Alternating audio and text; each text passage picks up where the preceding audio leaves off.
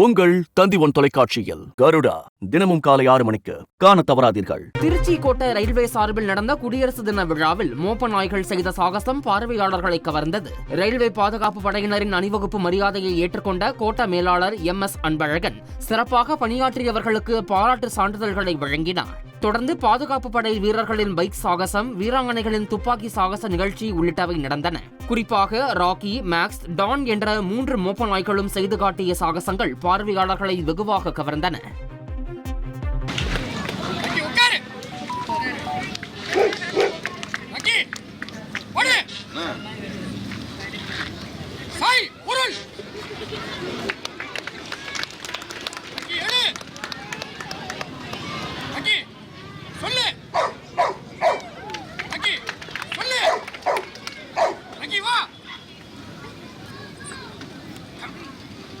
உங்கள் தந்தி1 தொலைக்காட்சியில் கருடா தினமும் காலை 6 மணிக்கு காண தவறாதீர்கள்.